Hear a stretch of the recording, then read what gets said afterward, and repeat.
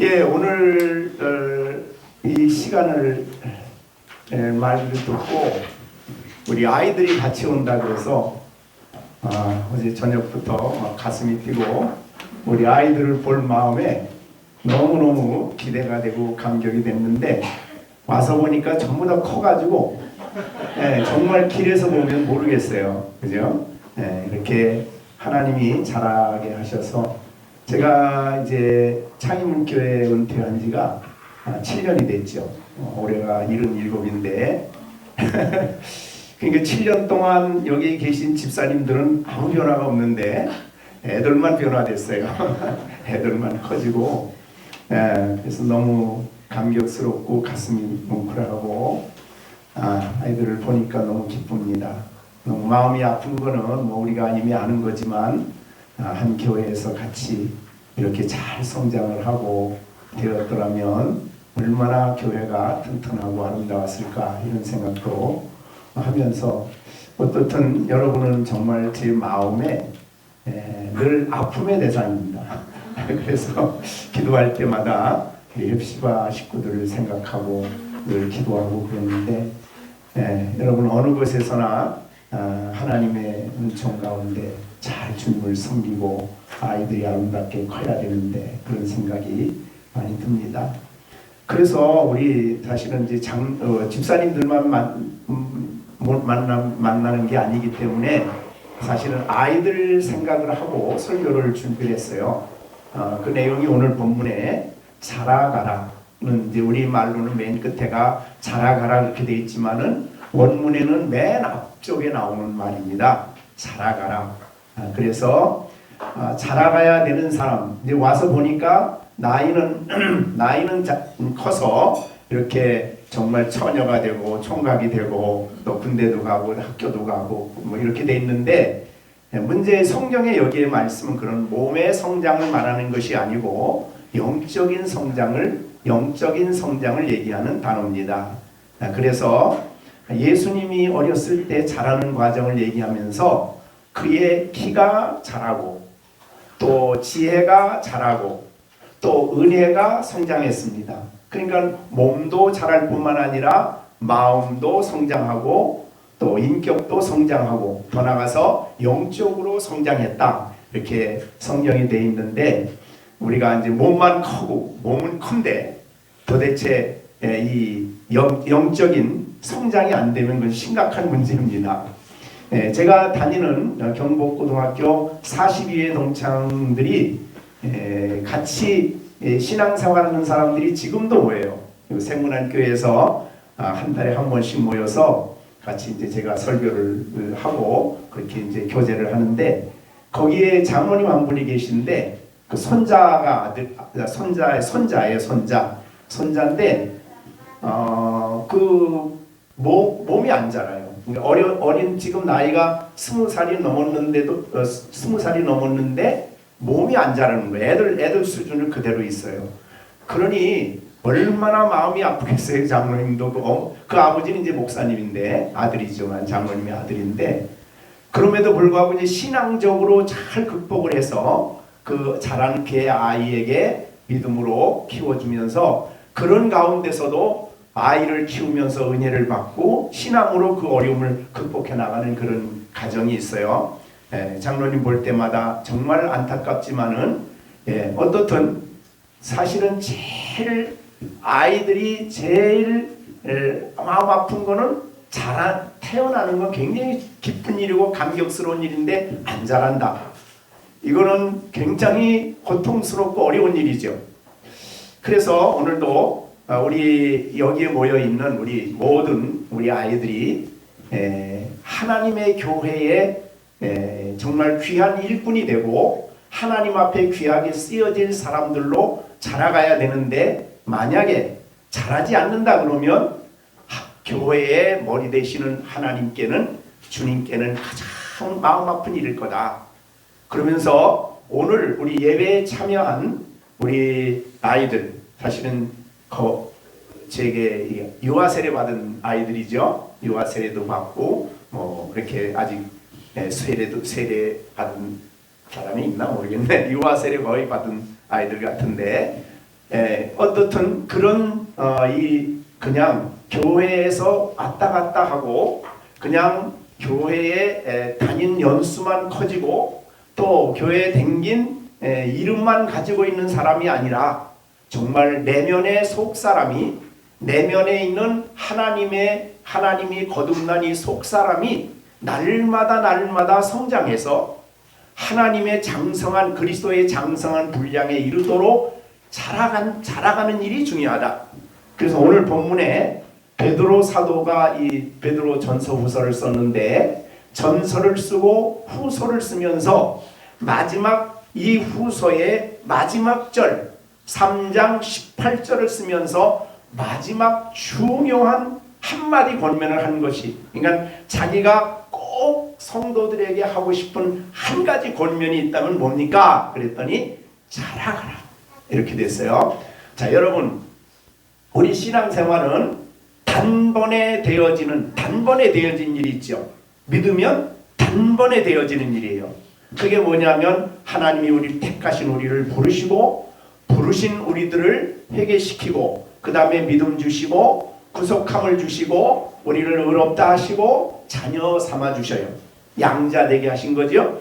여기까지는 하나님이 믿을 때 단번에 주시는 것이고 완전한 것이죠. 그 다음에는 우리가 이 땅에 사는 동안에 우리가 날마다 성화되어 간다 그러죠. 그 변화되어 간다. 날마다 하나님이 우리를 이끌어서 영원한 영광에 이르는 그 영광에 이르도록 하다가 하나님이 그 영원한 나라에 들어갔을 때 거기 가서 완전한 복을 주시기 때문에 그걸 영화롭게 된다 그러죠. 그러면 단번에 믿는 사람이 영화롭게 되기 전까지는 이 땅의 삶이에요. 그럼 이 땅의 삶에 우리에게 필요한 것은 바로 성화지요. 그건 말로 변화. 다른 말로 그걸 표현하면 자라간다. 그렇게 표현한 것이에요. 그러니까 우리의 자라가는 것은 꼭 애들만이 아니고 모든 믿는 사람들이 날마다 자라가는 삶을 살아야 된다. 그렇게 우리가 볼 수 있어요. 자, 그런데 베드로 사도는 자라간다는 이 말을 쓸 때에 베드로 전서 후서 3장을 쓰면서 독특한 명칭을 줘요. 자, 우리 본문에 다 읽지는 않았지만 바로 윗절에 보면 그랬어요. 누구에게 자라가라고 얘기하느냐? 누구에게 자라가라고 얘기하느냐? 그러므로 사랑하는 자들아. 그 사랑하는 자들에게 부탁하는 말이에요. 사랑하는 자들에게 권면한 말씀이에요. 베드로 사도께서 사랑하는 자들에게 한 가지 중요한 권면을 하나만 해주십시오 그랬더니 자라가라, 이렇게 된 거죠. 그 말을 여기만 쓰지 않았어요. 그 앞에 보면은 3장 1절부터 계속 나옵니다. 사랑하는 자들아, 여기도 나오고 그 다음에 3장 8절에도 사랑하는 자들아, 그렇게 나오고요. 계속해서 3장을 말할 때에 14절에서도 그러므로 사랑하는 자들아, 그 다음에 17절에 그러므로 사랑하는 자들아, 이렇게 됐어요. 근데 우리나라 말로는 사랑하는 자들아 그랬지만은 원문에는 아가파오. 그러니까 그건 뭐냐면 사실은 하나님이 우리를 사랑할 때 쓰는 단어죠. 되게 우리가 친구들끼리 말할 때 그때 뭐 필레오라는 말을 쓰기도 하고 그러는데 실제로 아가파오라는 이 말은 하나님이 우리를 사랑하실 때 쓴 단어예요. 다른 말로 하나님이 우리를 사랑하셨다는 말을 할 때 신적 사랑을 표현하는 말이 아가파오입니다. 그러면 여기서 사랑하는 자들아라고 부른 이 명칭 속에는 어떤 의미가 포함되어 있을까? 베드로 사도는 그런 것을 염두에 둔 겁니다. 예수 그리스도를 믿고 예수 그리스도를 영접한 사람들은 하나님의 사랑을 받은 사람들이다. 이렇게 이것을 전제로 하는 거예요. 왜냐하면 이것은 요한복음 14장 34절에 그거를 세계명이라고 표현했어요. 세계명. 그 세계명이 뭡니까? 요한복음 14장 34절에 세계명을 너에게 주노니 서로 사랑하라. 내가 너희를 사랑한 것 같이 너희도 서로 사랑하라. 그러니까 그냥 너희도 사랑하라가 아니에요. 그러니까 베드로는 이 말을 듣고 하나님의 은혜로 구원받은 그 당시에 흩어져 있는 소아시아, 1장 베드로전서 1장 1절에 보면 이 편지를 받는 전 지역은 지금으로 말하면 터키 북부 지역이에요. 그 지역에 있는 사람들에게 편지를 쓰는 거예요. 편지를 쓰면서 사랑하는 자들아 라고 표현할 때 이 베드로의 마음속에는 어떤 생각이 있냐면 세계명에 대한 진리를 마음속에 품고 있었던 거예요. 왜? 우리는 안 믿는 사람들에게도 사랑을 나타내야 됩니다. 피차서로 원수까지도 사랑하라고 하셨으니까. 그러나 여기에 세계명은 안 믿는 사람끼리 사랑을 안 믿는 사람을 향한 사랑이 아니고 교회 안에서의 사랑을 얘기하는 거예요. 믿는 성도들 사이의 사랑을 얘기하는 것입니다. 너희는 세계명을 지키라 그럴 때에 이 요한복음 13장 34절의 세계명은 교회에 주신 명령입니다. 왜 그러냐? 그 당시에 예수님이 이 말씀을 할 때에 교회가 굉장히 어려움을 당하고 박해를 당하고 이 세상에서 말할 수 없는 고통이 올 것을 미리 아시고 그들에게 너희는 이 세상에 속한 사람이 아니다. 세상과 분리된 사람들인데 너희가 서로 사랑을 해야 되는데 내가 너희를 사랑한 것 같이 그 동일한 사랑을 가지고 서로 사랑하라. 이런 말이죠. 그러니까 믿는 성도에게 주신 계명이에요. 그 다음에 이제 요한복음 15장 12절에는 그거를 내 계명이라고 표현했어요. 내 계명. 내 계명은 곧 내가 너희를 사랑한 것 같이 너희도 사랑하라 하는 이것이니라. 예수님이 주신 내 계명이 뭡니까? 그걸 바로 내가 너희를 사랑한 것 같이 너희가 서로 사랑하라. 그런 말이죠. 그러니까 교회 안에서 성도들의 사랑은 아가페가 되어야 된다는 거지. 그냥 보통 그냥 아는 수준의 사랑이 아니에요. 예수님의 계명을 가지고 사랑해야 되는 거예요. 그게 교회 안에서의 사랑이지요. 그렇기 때문에 이 베드로 사도께서는 비록 그들은 자기가 무슨 목회한 교회가 아니에요. 전 지역 그 지역에 복음이 전파돼서 주로 전도자들에 의해서 복음이 전파돼 세워진 모든 교회를 향해서 베드로 사도는 이렇게 표현하는 것입니다. 사랑하는 자들아 이렇게 표현하는 거예요. 자, 이것은 오늘 우리가 교회를 볼 때에 교회 안에서 믿는 성도들 사이에 다른 사람을 어떻게 보느냐, 그죠? 내가 옆에 있는 사람을 어떻게 이해하느냐 할 때 사랑하는 사람으로 이해를 해야 된다. 근데 그 사랑도 어떤 사랑이에요? 나한테 잘해줘서 내가 잘해주고 나에게 못해줘서 그거와 아무 상관없이 하나님이 나를 먼저 사랑하셔서, 그죠? 우리를 사랑하신 그 사랑이에요. 그럼 예수님이 바로 우리를 사랑하신 사랑이죠. 요한일서에서는 그 사랑을, 예수님의 사랑을 이렇게 표현했어요. 요한일서 3장 16절에는 그가 우리를 위하여 목숨을 버리셨으니 우리가 이로써 사랑을 알고. 여러분, 형제를 사랑하는 사랑을 어디서 압니까? 그러면 예수님이 우리를 위하여 목숨을 버리신, 십자가에서 자신을 내어주신 거기에서 우리는 사랑을 안다 그 말이죠. 사랑을 거기에서 배우는 겁니다. 세상 다른 데서 사랑을 배우는 것은 다른 차원이에요. 적어도 교회 안에서 성도들이 서로 사랑을 해야 되는데 그 사람을 보는 사랑의 대상으로 볼 때 그 사랑은 어디서 배운 사랑이냐? 예수님에게서 배운 사랑이라고 말이죠. 그거는 동시에 하나님의 사랑이기도 하죠. 그래서 요한일서 4장 10절에서는 사랑은 여기 있으니 우리가 하나님을 사랑한 것이 아니요 하나님이 우리를 사랑하사 우리 죄를 위하여 화목제물로 그 아들을 보내신, 거기에서 우리는 사랑을 배운 거예요. 자, 우리는 하나님의 그 사랑, 그리스도의 그 사랑을 받은 사람이지. 여러분 누구나 다 예수 그리스도를 믿는 여러분들은 그 큰 하나님의 사랑을 지금 받고 있고 그 사랑이 여러분에게 부어지고 있는 거지요. 그 크신 하나님의 사랑은 말로 다 할 수가 없어서 시편 찬송가 304편에는 말로 다 표현할 수 없는 사랑이라서 어느 정도 표현합니까? 바다를, 하루를, 그래도 다 못 사. 자, 여러분, 세상에 사람의 사랑은 목이 마릅니다. 완전하질 않아요. 자, 우리 여기 부부들이 계신데 연애할 때야 뭐 모든 사랑을 다 줄 것 같지요? 그렇습니까? 지금 만족합니까? 나는 내 아내의 사랑에, 내 남편의 사랑에 만족하십니까? 네. 예. 문제는 그 세상의 모든 사랑은 자식의 사랑이든 부부의 사랑이든 누구의 사랑이든 우리를 이렇게 만족시킬 수가 없는 겁니다. 그래서 예수님이 뭐라고 그랬어요?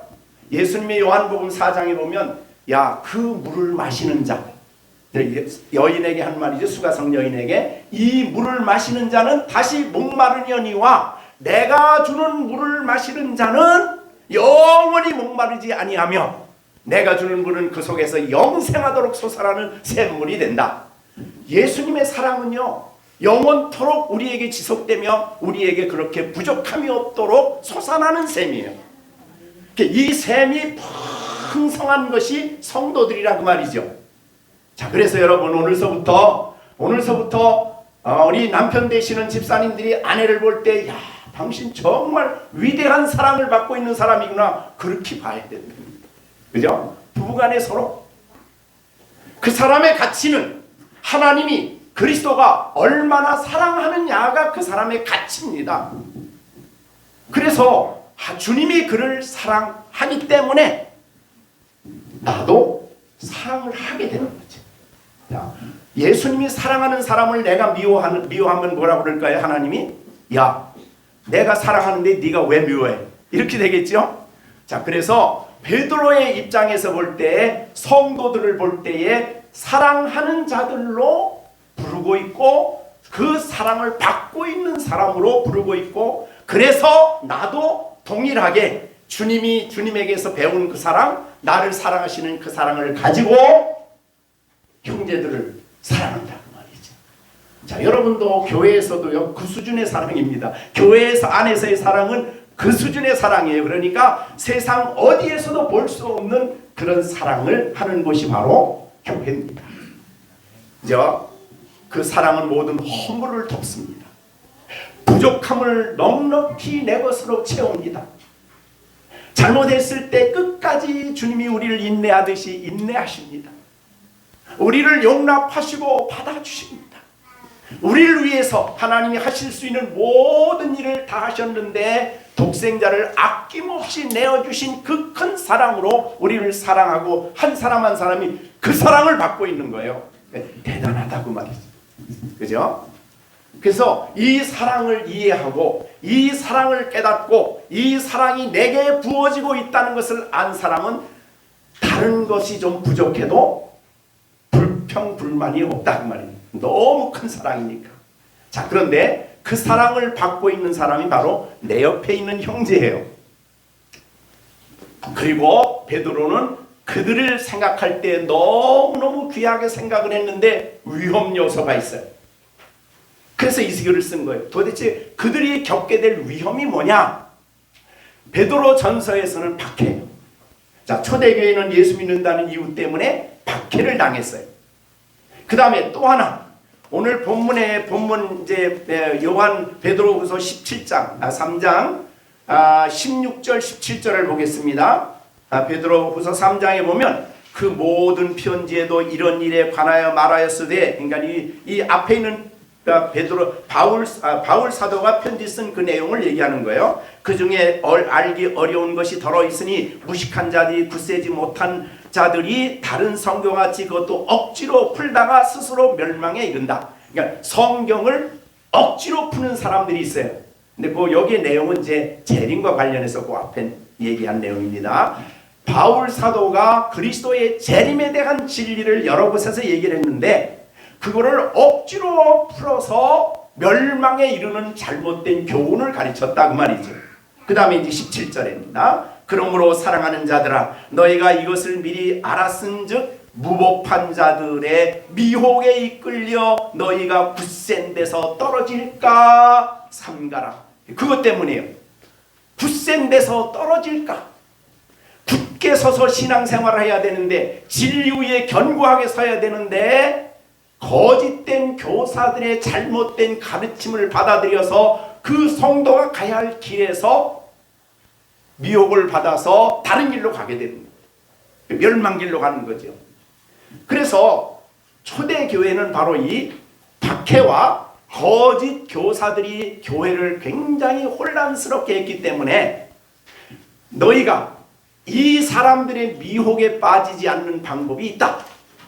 너희가 저들의 미혹에 쉽게 흔들리고 저들의 가르침에 쉽게 흔들려서 너희가 가야 할 이 바른 길, 그 길, 진리의 길이죠. 주님 가신 그 길, 그리고 나그네 길, 영생을 향하여 하는 이 길에서 주저앉거나 다른 길로 빠지거나 신앙생활이 잘못될 수 있는 가능성이 항상 있기 때문에, 이 미혹을 받지 않게 하기 위해서 그들에게 권면한 겁니다. 너희가 영적으로 어리면 미혹을 받게 된다. 시험을 받아서 열심히 하나님을 섬기고 하나님 앞에 나가면 영광스러운 하나님의 임재를 깨닫고 예배하고 하나님을 사랑하던 사람이 갑자기 누구의 가르침을 받았는지, 어떤 사람의 미혹을 받았는지 교회 가기가 싫어지고 신앙생활 제대로 안 하고 내 멋대로 행동하고, 미혹을 받은 거죠. 벌써 세상의 미혹을 받은 겁니다. 사람들의 미혹을 받은 거예요. 잘못된 사상이 그 마음속에 들어온 거예요. 그래서 이런 위험성이 있기 때문에 그 위험으로부터, 위험의 요소를 갖고 있는 그들에게 그 위험을 이기고 그 미혹을 이기고 잘못된 길로 가지 않고 바른 신앙의 길을 가게 하기 위해서 권면한 말씀이 자라가라. 영적으로 어린 상태 가운데 있으면 누구 말 거짓 금방 들고, 친구 말 금방 거짓 듣고, 잘못된 가르침을 금방 받아들이고, 그리고 하나님의 백성이 가야 할 바른 길에서 주님이 요구하신 좁은 길을 가야 되고 영원한 영생에 이르는 나그네 길을 가야 되는 그 바른 길에서 벗어날 수 있다. 벗어나지 않는 방법은 잘해야 된다. 그래서 그 말씀을 여기에 강조해 주신 겁니다. 자, 우리는 믿는 성도들은 이 세상 사람들이 가는 그 멸망의 길에서 벗어난 사람들, 그리고 우리 앞서간 신앙의 조상들이 갔던 그 나그네 길을 가는 사람들이죠. 히브리서 11장에 보면 아브라함, 우리 믿음의 조상 아브라함, 이삭, 야곱은 이 세상에서 자기는 나는 이 세상의 나그네라 그랬어요. 자, 오늘 베드로 전서에서도 베드로 사도는 성도들을 부를 때 나그네라고 불렀어요. 자, 베드로 전서 1장 1절에 보면 예수 그리스도의 사도 베드로는 본도, 갈라디아, 갑바도기아, 아시아, 비두니아에 흩어진 나그네. 지금으로부터 이 지역은 주로 터키 북부 지역이에요. 그 지역에 흩어져 있는 모든 성도들, 교회가 많이 생겼는데 거기에 있는 모든 성도들을 향해서 뭐라고 말하냐면 여러분은 나그네입니다. 자, 우리는 나그네 길을 가는 사람들이죠. 우리는 본향을 바라보며 가는 사람들이, 이 세상이 우리 전부가 아님을 아는 사람들이죠. 영원한 하늘의 본향, 하나님이 우리를 위해 예비해 놓으신 그 본향에 이르는 그날까지 우리는 나그네 길을 가는 사람들이라. 그래서 이 길을 가는 사람들은 어떻게 해야 되느냐? 나그네로 있을 때에 너희는 너희를 부르신 하나님 앞에 모든 행실에 거룩한 자가 되라. 이게 이제 베드로전서 1장 15절의 말씀. 그러니까 우리는 이 나그네로 있는 이 길을, 거룩한 성도의 길을 가야 된다 그 말이죠. 영원한 그 나라를 소망하는 소망이 하늘에 있는 자로서 이 세상을 가야 된다 그 말. 그게 우리의 가야 할 길이에요. 그런데 이 길에서 벗어나 신앙생활이 어리면, 신앙이 아직 영적으로 어린 상태 가운데 있으면 그런 일에 미혹을 받아 쉽게 그 일에서 벗어난다 이 말이죠. 그런 미혹을 받기 때문에 여러분은 자라가라라고 명령을 하신 것입니다. 권면을 하신 겁니다. 이미 믿는 우리들도 자라가야 되죠. 왜냐하면 우리의 자람은 나는 이제 끝났다, 완성됐다 할 사람이 아무도 없는 거니까. 왜? 우리의 자람의 목표는 바로 예수님이고 예수님의 가신 길을 따라가야 돼요.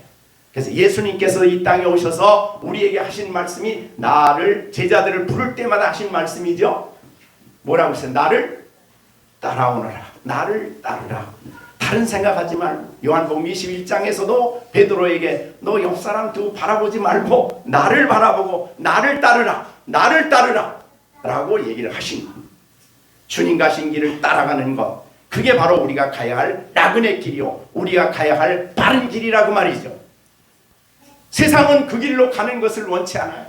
그래서 여러 가지 방법으로 원수 마귀는 할 수 있는 대로 우리를 미혹해서 그 길을 벗어나게 하려고 수없이 활동하기 때문에, 그런데 우리가 미혹을 받지 않고 굳게 서서 바른 신앙의 길을 가기 위해서는 자라가야 된다. 자, 오늘 이 말씀 마음에 품고 여러분들 자신을 자라가는 데 있어서 게으르지 마시길 바랍니다. 힘써 노력을 하셔야 됩니다. 자, 그러면 자라가는데 우리 베드로는 자라가라만 하면 안 되겠죠. 어떻게 하면 자라갈 수가 있습니까? 어떻게 하면 잘 자랄 수 있습니까? 두 가지를 얘기했어요. 첫째는 뭐냐면 우리 주 곧 구주 예수 그리스도의 은혜 안에서 혹은 은혜 속에서 살아가라, 이런 말이죠.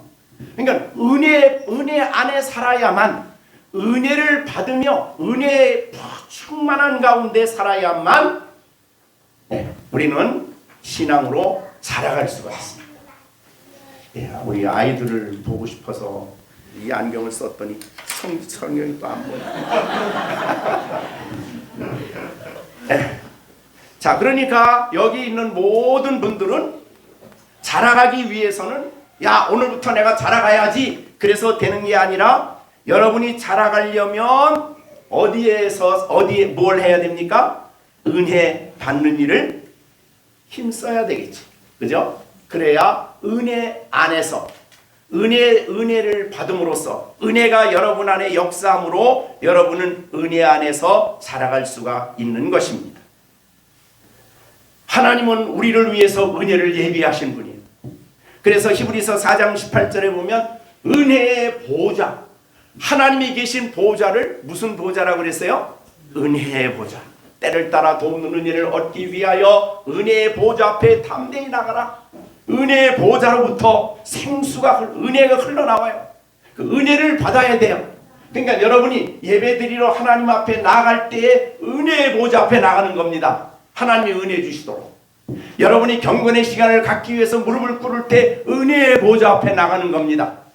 그 보좌 앞에 나가도록 예수님이 영원한 제사장으로 하나님과 우리 사이에 중보자로 계시고 그의 보배로운 피를 가지고 있기 때문에, 그러므로 형제들아, 우리가 예수의 피를 힘입어 성소에 들어갈 담력을 얻었나니 그 길은 우리를 위해서 휘장 가운데로 열어놓으신 새로운 살 길이요, 휘장은 곧 그의 육체니라. 그러니까 우리 안에 이 놀라운 예수님이 자기를 십자가에서 피 흘려주신 중요한 목적 중에 하나가 우리를 은혜의 보좌 앞으로 나가게 하기 위한, 하나님 앞에 나가는 겁니다. 여러분이 예배드리러 갈 때에 야, 예배드리러 오늘 가야지. 요새는 너무나 막 화려한 예배 장소를 보면은 참 회의가 들어요. 저는 회의가 들어요. 저 사람들 다는 아니겠지. 저 혼자 생각에 구경하러 왔나, 예배 구경하러 왔나, 도대체 뭐하러 왔나, 그런 생각이 많이 들어요. 은혜의 보좌 앞에 나가는 것입니다. 자, 예수님의 설교단은 우리가 성경 복음서에 보면 주로 예수님의 설교단은 어디입니까? 배 위에서 설교하셨죠. 배 위에서, 또 그 다음에 광야에서, 그 다음에 또 뭐 그냥 있는 데서 그곳에서 하나님의 말씀을 선포하고 하나님의 말씀을 설교했어요. 중요한 것은 바로 우리가 은혜의 보좌, 주님 앞에서 하나님이 베풀어 주시는 은혜를 받는 일이에요. 그래서 이제 우리는 유명한 로마서 5장 18절에 있는 말씀처럼 우리가 하나님이 우리에게 은혜를 주셨는데 그 은혜는 우리를 넘치도록 주셨는데 로마서 5장 21절 죄가 사망 안에서 왕노릇한 것 같이 은혜도 또한 의롭다함을 얻은 성도에게는 은혜가 그에게 왕노릇을 한대요. 예수 믿기 전에는 뭐가 왕노릇해요? 죄가 왕노릇해요. 영적으로 죽어있는 사람은 죄가 그를 지배해. 죄가 그 생각과 마음과 행동을 지배해요. 그래서 죄에 이끌려가는 거야. 그런데 예수를 믿게 되면, 예수님을 믿게 되면, 그리스도를 믿게 되면 그는 이제부터는 죄가 왕이 아니야. 의롭다함을 얻은 백성들에게는 은혜가 왕노릇을 해요. 야, 그러니까 죄와 은혜를 대조시켰어요. 은혜가 그의 생각에, 그의 감정에, 그의 의지에, 그의 모든 일에 은혜가 그를 지배하게 됩니다. 그래서 우리가 요한복음 1장 16절에서 말씀한 대로 우리가 다 그의 풍성한 데서 받으니 은혜 위에 또 은혜. 이 넘치는 은혜를 좀 받는 우리 여러분이 될 때 그 은혜 안에서 여러분들은 성장하게 된다고 말합니다. 그래서 은혜를 물에 또 비유하기도 해요.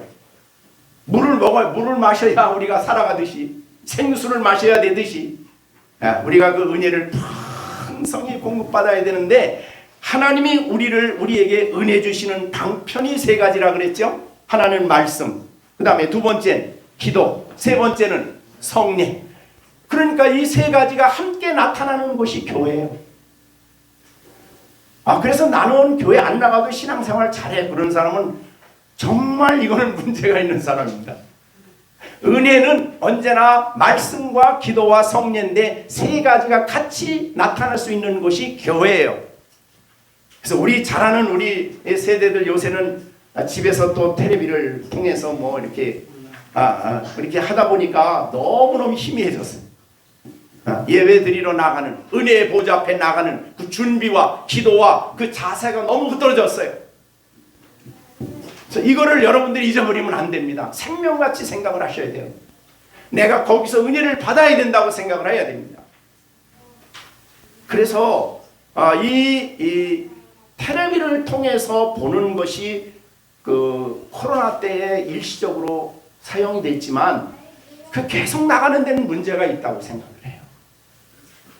정말 우리는 텔레비 앞에서 여러분 한번 많이 했지요. 은혜의 보좌 앞이라는 느낌이 잘 드십니까?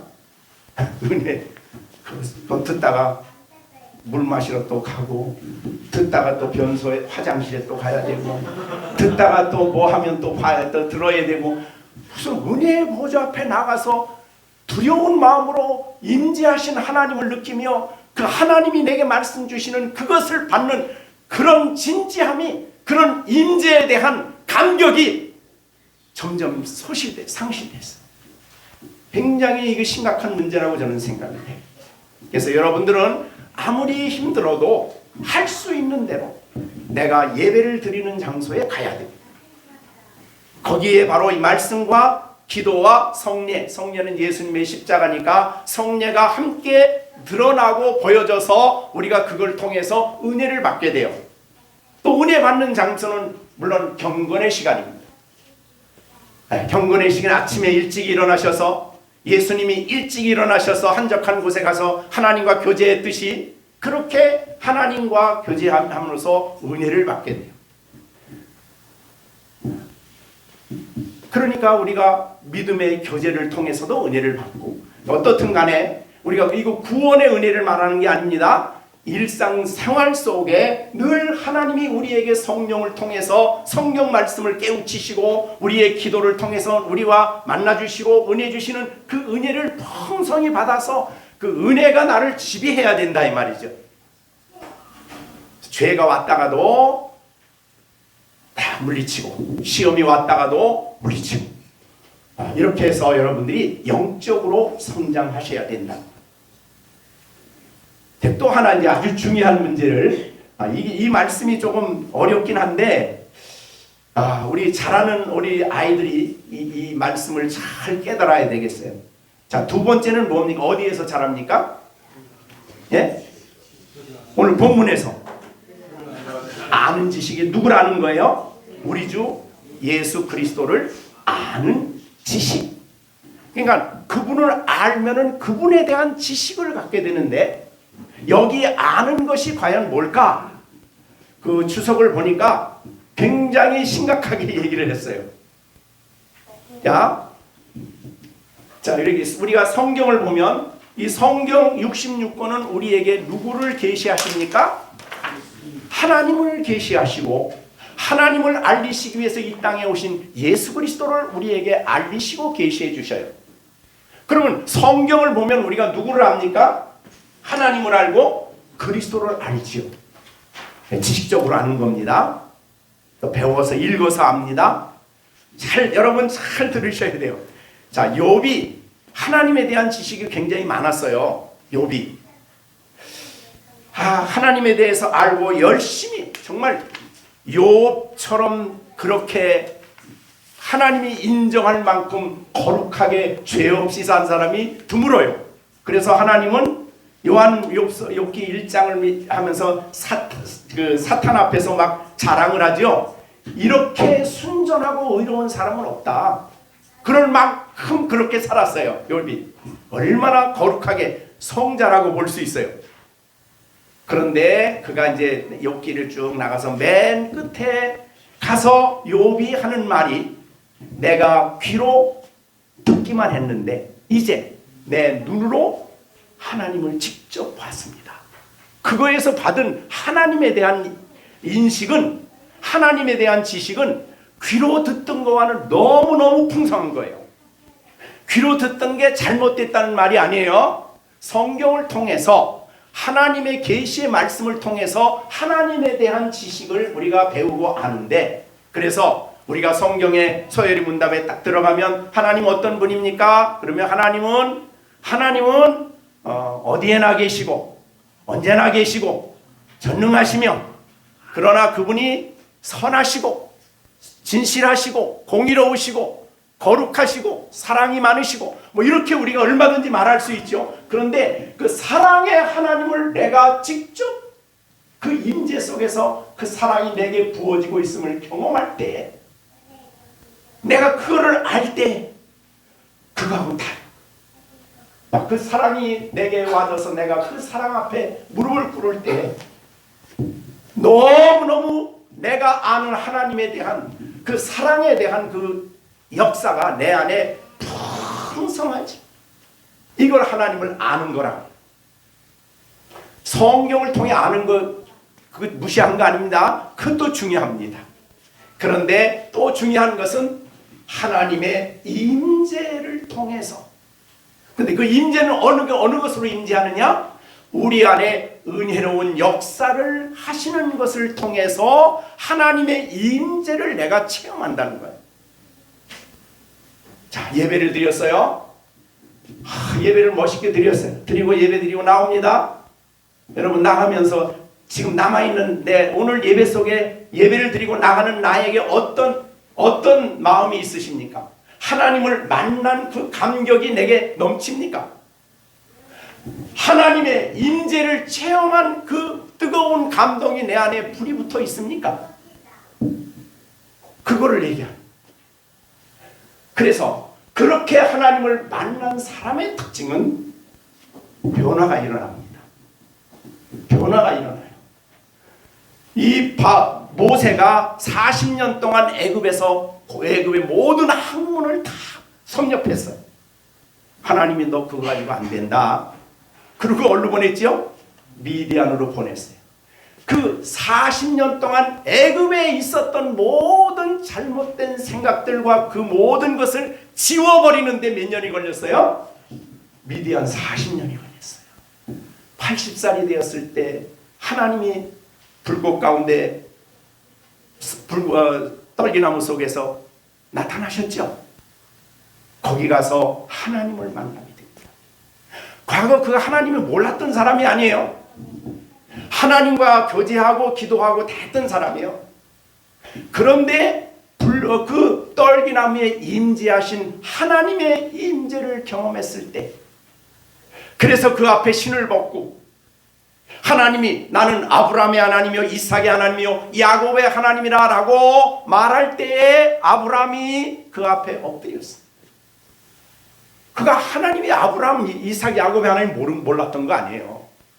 다 알고 있었던 사람.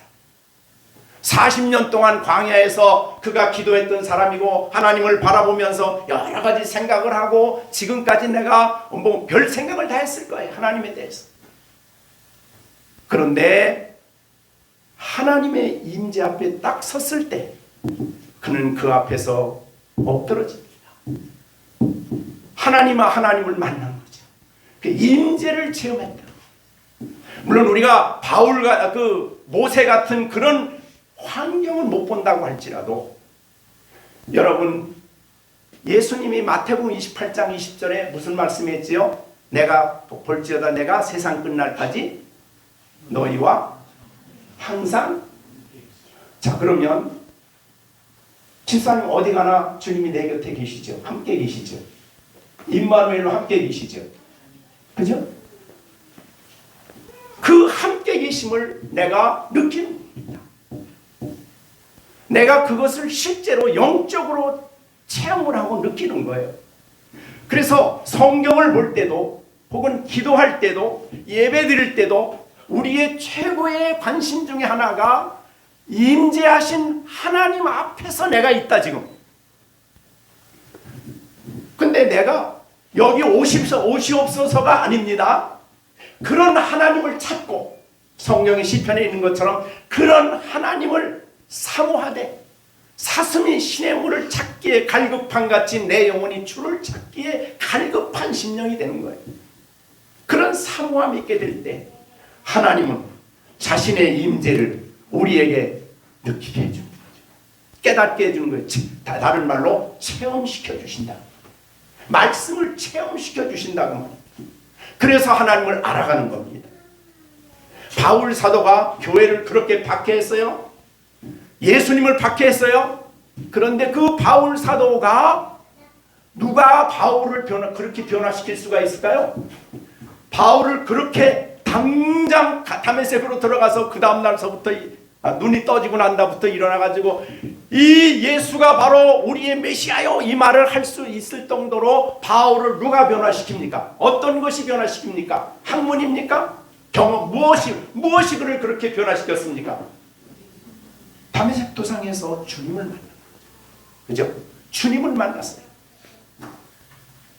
그래서 성령이 우리에게 오신 중요한 이유는요, 예수 그리스도를 우리가 느끼게 하고 체험하게 하는 겁니다. 그래서 요한복음 15장 26절에 보면 무슨 말씀이 있습니까? 거기 보면 그랬어요. 내가 아버지께 구하여 내가 아버지께로부터 너희에게 보낼 보혜사 곧 아버지께로부터 나오시는 진리의 성령이 오실 때 그가 나를 증언할 것이요. 성령이 오시는 중요한 목적은 성경에 보여주시는 예수 그리스도를 내 안에 성령이 증언해 주시고 증언해 주면 어떻게 됩니까? 확신이 와지고 분명해지고 뚜렷해지고 그래서 성경에 말씀하시는 예수님이 나의 주님이심을 내 안에 확증시켜 주시는 일이 성령이 하시는 중요한 은혜로운 역사입니다. 그것을 체험했을 때 바울 사도는요 전혀 새로운 그분이 바로 나의 주님이시고 그분이 바로 내가 기다리던 메시아다 이렇게 선언하고 복음을 전하기 시작합니다. 그러니까 우리는 성경에서 우리의 삶 속에서 가장 중요하게 생각해야 될 것은 내가 성경을 얼만큼 읽었느냐. 자, 우리 2004년도 난 성경 일독하겠습니다. 좋지요. 해야 돼요. 네. 그러니까 그런 것은 해야 되지만 우리의 마음에 더 중요하게 여겨야 될 것은 성경을 딱 펴놓고 읽을 때에 그 말씀과 함께 나에게 찾아오시는 주님을 믿는 그런 믿음, 임재에 대한 그런 믿음을 가지고 성경을 대해보십시오. 그래서 제가 은퇴하고 난 다음에 저 자주 그런 말 합니다. 은퇴하고 난 다음에 목사님이 어떻게 힘드십니까? 그럼 저는 힘이 하나도 안 드는데요. 은퇴하고 난 다음에 저는 정말 복을 누리고 있습니다. 그거는 뭐냐면 아침부터 일어나서 이제 점심은 12시 먹으니까 12시쯤 먹으니까 아침 일어나서부터 그 시간까지 성경을 펴놓고 주님과 교제하는 시간. 그걸 교제라 그래. 자, 고린도서 1장 9절에 우리를 불러 그 아들 예수 그리스도로 더불어 교제하게 하시는 하나님은 미쁘시도다. 왜 우리가 하나님의 우리를 이 세상에 불러냈습니까? 그분과 교제하기 위해서. 그리스도와 교제하기 위해서. 그래서 요새 복음서 마가복음 요새 경건의 시간 하는데 정말 실감이 나요. 나의 생활 속 나에게 오셔서 그 선언해 주시고 나에게 자신을 만나 주시는 그 주님이 너무나 생생해.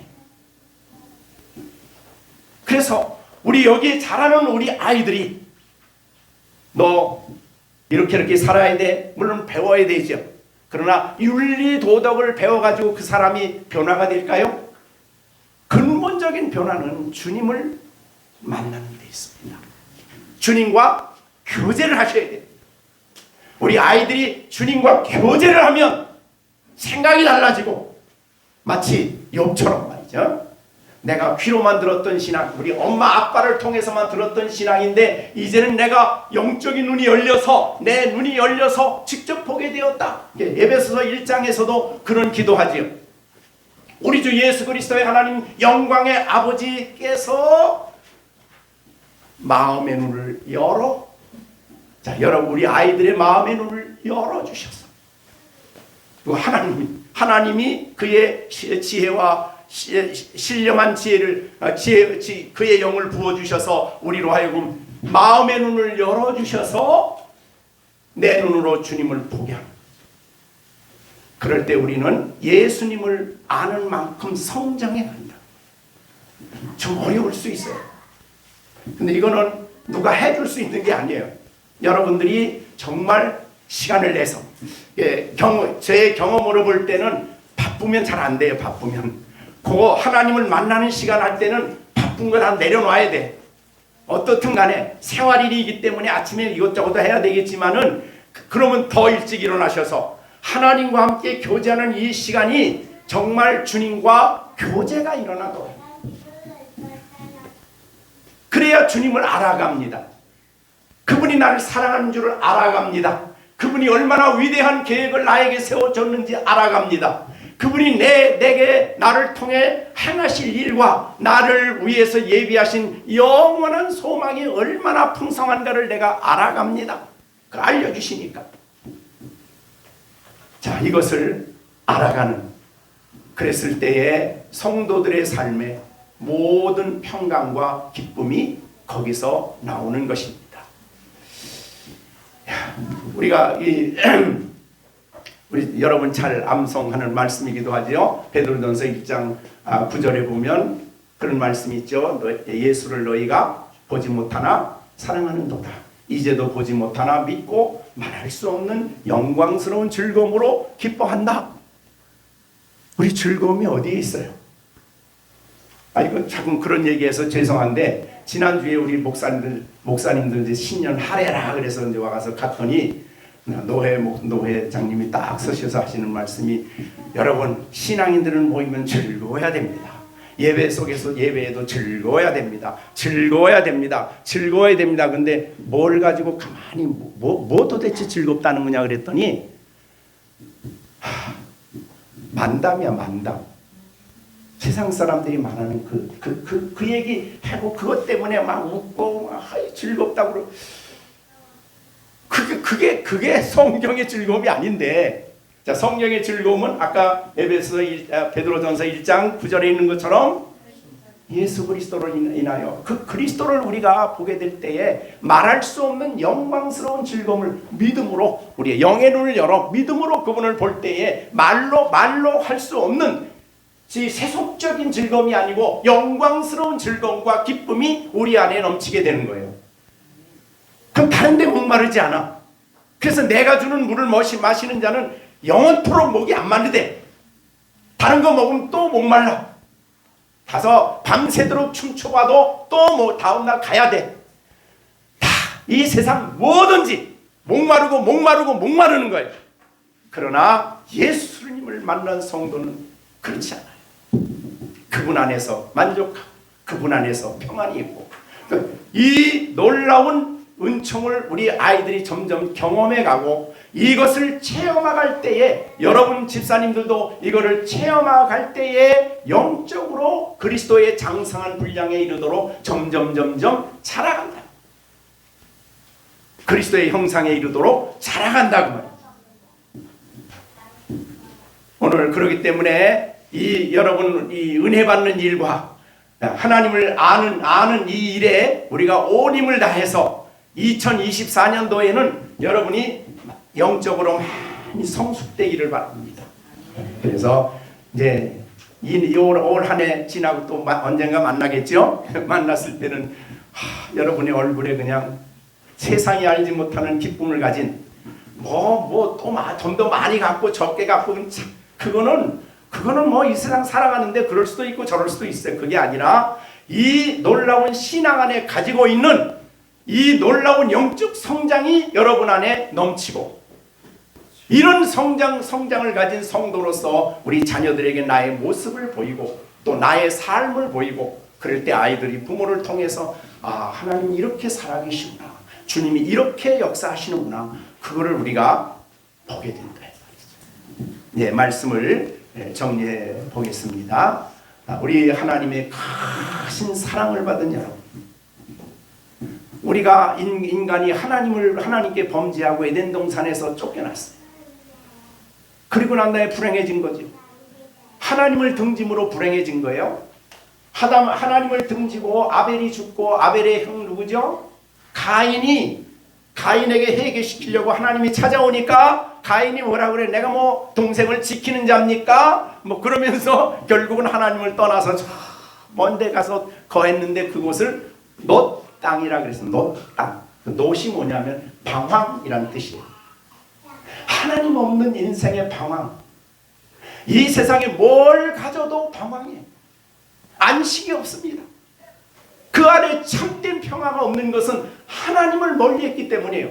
하나님 없는 땅에 살고 있기 때문에 우리의 주식을 많이 벌었어도 세상에 뭘 다 가져도 방황해요. 방황할 수밖에 없어요. 하나님 없는 게 없습니다. 그게 기본적인 고통의 원인입니다. 우리 모두는 에덴 동산에서 살아가도록 우리가 그리스도 안에서 들어갔잖아요. 이제 그리스도 안에서 하나님 나라에 들어갔어요. 여러분 에덴의 뜻이 뭔지 아세요? 애가 무슨 뜻인지 아세요? 물. 그 다음에 된, 생명. 그래요. 에덴. 그러니까 에덴은 물이 있고 생명이 있는 곳이 에덴입니다. 우리가 영적으로 생각하면 뭐예요? 생수가, 하나님의 은혜가 넘쳐서, 그죠? 그래서 에덴 동산은 하나님의 은혜가 가득하고 넘쳐서 생명력이 가득한 성도, 이게 영적 에덴이에요. 여러분들은 그런 2024년이 되어서 정말 아름답게 성장하여 2004년 한 해 지나고 난 다음에 너 달라졌다, 정말 변화가 되었다, 정말 주님을 닮아서 많이 성장했다고 주님이 인정하는 그런 아름다운 신앙인들이 되어지기를 간절히 바랍니다. 기도하겠습니다.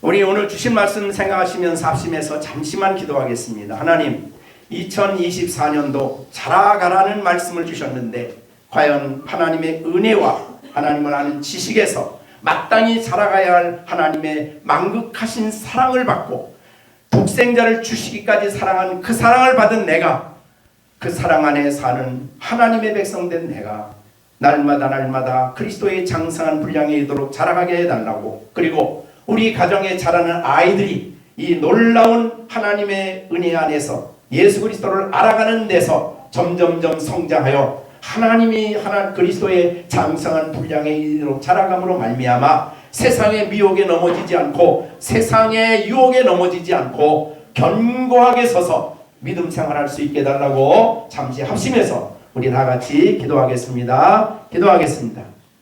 은혜로우신 아버지 하나님, 오늘도 저희들에게 귀한 말씀 주셨습니다. 아버지 진리의 말씀을 깨닫게 하시고 하나님 말씀이 이들의 삶 속에 놀라운 능력으로 역사하게 해주셔서 어디를 가나 이들이 정말로 아름답게 우리 이와 세례를 받고 교회 생활하던 저희들 정말 하나님이 아름답게 키워주셔서 예수 그리스도의 장성한 분량에 이르도록 자라기 위하여 날마다 은혜 받는 일에 게으르지 않게 하여 주시고 교회 생활하는 데 충실하게 하여 주시고 예수 그리스도를 알아가는 데 힘쓸 수 있도록 하나님 역사하여 주시옵소서. 그래서 정말로 성장함으로 말미암아 하나님이 기뻐하는 아이들이 되게 하시고 하나님의 성아버지의 장성한 사람으로 성장해서 주 앞에 귀하게 쓰여질 수 있도록 하나님이 역사하여 주시옵소서. 예수님의 이름으로 기도하옵나이다. 아멘.